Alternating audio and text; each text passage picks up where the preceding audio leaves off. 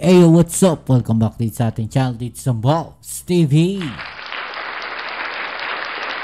Alright, so tayo nagbabalik-balik mga kababayan at ngayon ay pag-usapan natin, no? Grabe pala, no? Ganito pala karangya ang pamumuhay di umano ng mga ilang contractors o yung mga anak ng mga contractors mga kababayan, no? Dahil sa kabila po, no, na nagdurusa ang ating mga kababayan, no, dahil po dyan sa mga palpak na mga flood control projects, mga bilyon-bilyon, no, ang pinag-uusapan dito mga kababayan. Samantalang ito daw po di umanong mga anak ng ilang mga contractors at mga politician mga kababayan ay marangya po, no, ang kanilang mga pamumuhay. Grabe. Okay, so yan ang ating alamin ngayon at pag-uusapan. Pero syempre bago ang lahat, please don't forget to subscribe, like, share, at comment dyan sa comment section. At syempre shoutout sa mga followers natin dyan, sa mga subscribers. Maraming salamat po sa inyong suporta. And please don't forget to click, no, yung like button dyan sa ibaba. Pakilike naman po ang ating video ngayon para mas maraming makapanood. At eto na nga mga kababayan, ating alamin at pag-usapan, no, grabe. No, ganito pala karangya ang pamumuhay ng mga anak ng ilang mga contractors, no, na mga binanggit ng ating Pangulong Bongbong Marcos. Sa kabila po yan mga kababayan na nagdurusa ang ating mga kababayan, no, kapag umuulan, sa mga baha, no, sa mga palpak na mga flood control projects, sa mga walang silbing flood control projects, ganito po ang kanilang pamumuhay. Okay, so yan ang ating alamin ngayon at wag na natin patagalin pa. Siyempre, umpisa na natin to. Let's go. Matapos iutos ng Pangulo ang lifestyle check sa mga kawani ng gobyerno, inuna na ng netizens ang ilang content creator na kamag-anak ng mga constructor ng flood control project sa bansa. Binabalandra raw kasi nila ang marangyang pamumuhay habang problemado ang mga Pilipino sa paulit-ulit na baha. Nasa frontline ng balitang yan, si Gio Robles. Naka-private plane, kaliwat ka ng bakasyon sa Europa at iba't ibang bansa at luxury shopping spree na umaabot sa milyon-milyong piso. Ganyan ang buhay ng ilang anak at kaanak ng contractors ng flood control projects. Inungkat ng netizens ang marangyang pamumuhay nila habang ang maraming Pilipino paulit-ulit nalulubog sa baha. Sarap naman yan mga kababayan, no? Travel abroad ka na lang, no? Tapos pa-shopping spree. Tapos yung mga kababayan natin, lubog sa baha. Diba? Content creator. Paano kaya nila nasisikmura yan mga kababayan, no? Na nakikita nila na lubog sa baha, no, yung mga kababayan natin, tapos yung mga kamag-anak nila, mga anak nila, sarap ng buhay nila, mga kababayan, hindi ata nakatikim ng baha, etong mga to. Hindi ata nakatikim na binaha yung kanilang mga bahay, mga kababayan, di ba? Na ito, anak ng kontraktor na kabilang sa top 15 contractors na may pinakamaraming flood control project sa bansa. Tsuhin at kapatid niya, mga kongresista. Pinapakita niya sa kanyang vlogs at social media na deleted na ngayon ang travel abroad, pati ang outfits niya na milyon-milyong piso ang halaga. Ang suot niyang relo sa larawang ito, nagkakahalaga lang naman ng 2.5 million pesos. At ang bag, 2.3 million pesos. Pati boyfriend ng naturang content creator na yan, may koneksyon din sa kontraktor ng flood control projects. Anak siya ng isa sa mga kontraktor na may pinakamarami ring nakuhang flood control projects. Sinilip din ng netizens ang buhay ng isa pang vlogger. Panay travel at shopping haul din siya. Ang tatay niya, may-ari umano ng kumpanya na nasa likod ng bilyon-bilyong pisong flood control projects sa Central Luzon. Habang lubog sa baha ang marami, lumulutang ang karangyaan ng kaanak ng mga kontraktor at ilang kongresista. Ang tanong ng taong bayan, tama ba ang pagparada ng yaman habang naghihirap ang sambayanan. Kinundina ng isang youth watchdog movement na Good Gov PH ang marangyang pamumuhay ng mga kaanak ng mga kontratistang ito. Nakalulungkot isipin na nakikita natin na maraming mga anak or kamag-anak ng mga politiko yung pinaglalandakan yung mga luho nila sa social media na talagang nakaagaw ng atensyon sa publiko. So sabi nga po, diba, sa Republic Act number 671D, they are not indulged in extravagant or ostentatious display of wealth in any form. Patuloy naming kinukunan ng pahayag ang mga kongresista at mga content creator na sangkot sa issue na unang ipinag-utos ni Pangulong Bongbong Marcos ang lifestyle check sa mga opisyal at kawani ng gobyerno. Yun nga yung sinasabi natin mga babayan, no? Hindi lang din sa mga opisyal at kawani na ng gobyerno, maging yung mga contractors mismo, no? I-lifestyle check nila, imbestigahan mga babayan, yung mga yan. Diba? Hindi naman kasi sila kikita ng ganyang kalaki, no? Kung wala silang mga proyekto, no? Especially dito sa mga flood control projects na to, na talagang bilyones po, no? Nga pinag-uusapan dito. Diba? Tado rin ito na Senate President Cheese Escudero at Vice President Sara Duterte. Ayon sa bise, hindi lang dapat ito matatapos sa pagsilip sa SALN o Statement of Assets, Liabilities, and Net Worth ng mga opisyal. Pati mga kongresista, payag din sa lifestyle check. Meron po talagang mga expectations on all government officials, on all government employees, na talaga mo pong dapat we should be able to lead and live modest lives. No? So I think very important po yun na hindi lang ho mag-target, for example, on DPWH, but on each and every agency and on each and every political branch of government. Pero para kay ACT Teachers Party List Representative Antonio Tino, dapat si Pangulong Marcos muna ang sumala sa lifestyle check. Ang hamon natin kay Pangulong Marcos ay pangunahan niya ang lifestyle checks sa sarili niya at sa kanyang pamilya. Wala pang pahayag dyan ang Malacanang. Nagbabalita. Okay, so ito pa mga kababayan, no? Sa isa pa nga karagdagan mga balita. Umani ng batikos ang viral video ni Samar Governor Shari Antan na sumasayaw habang pinapaulanan ng pera. Kasabay nito lumutang pa ang iba't ibang resibo ng umano'y marangyang pamumuhay ng mga opisyal na inuugnay sa maanumalyang flood control projects. Yan ang agenda report ni Joan Manalo. Kasabay ng pagputok sa umano'y mga anomalya sa iba't ibang flood control projects sa bansa, ang paglutang ng mga pangalang idinadawit sa kontrobersya.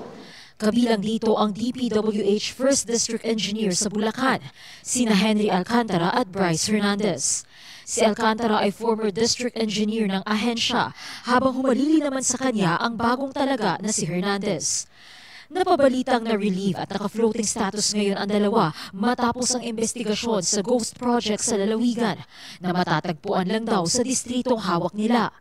Ngayon, nasa hot seat ang dalawa dahil usap-usapan sa social media ang tila maluhong pamumuhay nila kahit nasa salary grade 19 to 25 lang daw ang usual na sahod ng isang district engineer.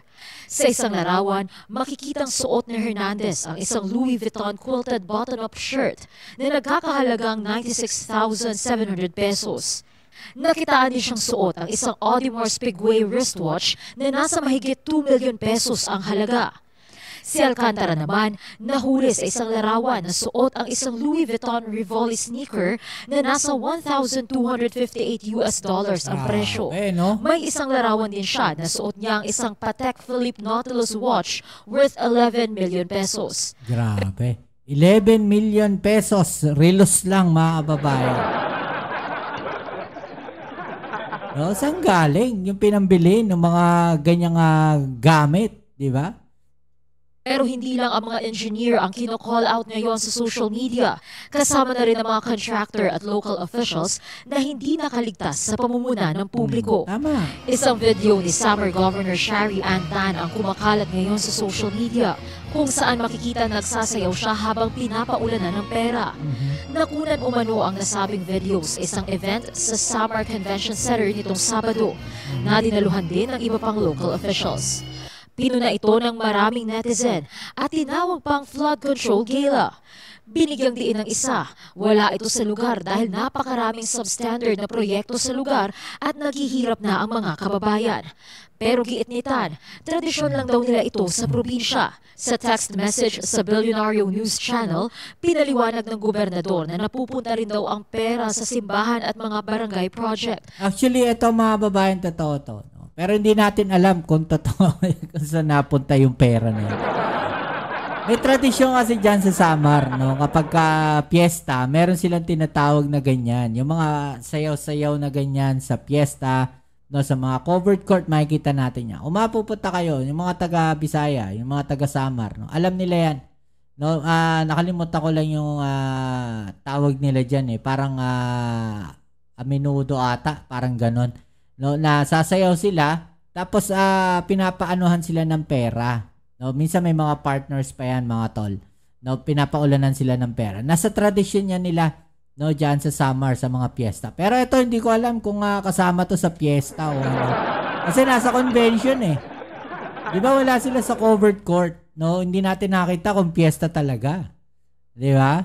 So nasa sa kanila yan, mga babaeng. Pero yung tradisyon na yon, natural po 'yun. No, doon sa Samar. Nakakita na po ako niyan.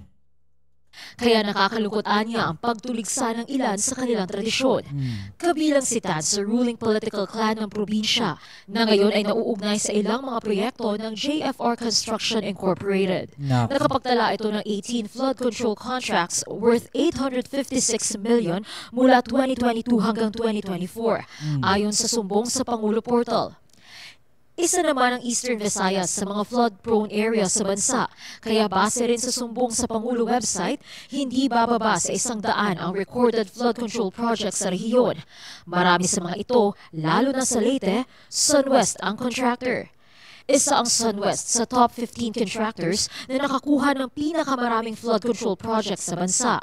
Ang co-founder nito, si Ako Bicol Party List Representative Zaldico. Kaya usap-usapan na rin ngayon ang umano'y lavish lifestyle ng mga kapamilya nito. Sa Instagram ng kanyang pamangkin na si Claudine Ko, makikita ang travels at vlogs ng dalaga sa iba't ibang bansa. Kita rin sa isang TikTok video na galing sa vlog ni Claudine ang pagsakay ng kanyang pamilya sa isang private plane. Bukod pa sa SunWest, hawak din ng pamilya Ko ang isang aircraft leasing business at nakapagtala rin sila ng 5 billion peso capital. Pagmamay-ari naman ng kapatid ni Zaldi Ko na si Christopher Ko ang High Tone Construction and Development Corporation. Nakasama rin sa top 15 contractors na isiniwalat ni Pangulong Ferdinand Marcos Jr. Para sa Agenda, Joan Manalo. Grabe, no? Bilyon-bilyon ang kanilang nilulustay dito, mga kababayan. No? Ito pa, mga kababayan, no? Di pa tayo tapos. Tuloy natin to, mga kababayan. Pinuputak din ng batikos ang ilang kaanak ng mga politiko dahil sa mga post nila online na nagpapakita ng maluhong pamumuhay. Live mula sa TV5 Media Center, nangunguna sa balita si Gio Robles. Gio, gaano karangya itong lifestyle nila? Jiggy, matapos ipag-utos ni Pangulong Bongbong Marcos na busisiin ang yaman ng mga government official, nauna nang i-lifestyle check ng mga netizen ang mga kaanak ng ilang politiko. Kabilang na dyan ang nag-flex ng biyahe na naka-private jet or naka-private jet at yung pagbabakasyon sa iba't ibang bansa. May nakapansin din ng mga mamahaling gamit gaya ng relo at bag ng isa pang politiko na milyong-milyong piso ang halaga. Meron namang... Grabe, mga babae. Wala talaga kayong lusot sa mga netizen. Matatalas ang mata ng mga yan. Di ba? Matatalas mata ng mga yan.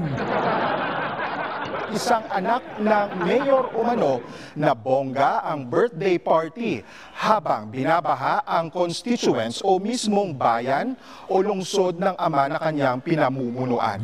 Sige, sinubukan natin kunin ng pahayag itong mga sinasabing kaanak ng mga politiko na nag-viral online pero karamihan sa kanila ay tila nag-deactivate na o nag-private ng mga social media accounts. Itong mga kaanak na ito ay meron ba silang pananagutan din? Humingi tayo ng opinyon sa isang grupo o organisasyon nagsusulong ng transparency at accountability sa gobyerno ayon sa Youth Watchdog Movement na Good Gov PH. Ito, Jiggy, babasahin ko lang sa iyo. May pananagutan, hindi lang ang mga lingkod ng bayan, kundi maging ang kanilang mga pamilya. Narito, pakinggan natin. Sabi nga po, diba, sa Republic Act number 671D or also known as the Code of Conduct and Ethical Standards for Public Officials and Employees, no, na they are not indulged in extravagant or ostentatious display of wealth in any form. Nakalulungkot isipin na nakikita po natin na yung mga kababayan natin naghihirap. Nakikita natin, no, na maraming mga anak or kamag-anak ng mga politiko yung pinaglalantakan yung mga luho nila sa social media na talagang nakaagaw ng atensyon sa publiko. At Gio, may tugon na ba yung mga opisyal ng pamahalaan sa utos ng Pangulo na i-lifestyle check sila? Unang-una na kumasa sa hamon dyan, Jiggy, ang Department of Public Works and Highways o DPWH. Ayon kay Secretary Manuel Bunoan ay bumuo na sila ng Anti-Corruption Task Force na mag-iimbestiga sa lifestyle ng mga opisyal ng ahensya. Jiggy, dapat ito transparent, mga babayan, yung lifestyle checking na to. No, kailangan mas malalim yung kanilang lifestyle checking, mga babayan. Diba? Kasi kung nasa ibabaw lang yung ano nila, lifestyle check, wala. No, hindi nila mabubusisi yan. Diba? Kailangan mas malalim yung gagawin nilang investigasyon dito.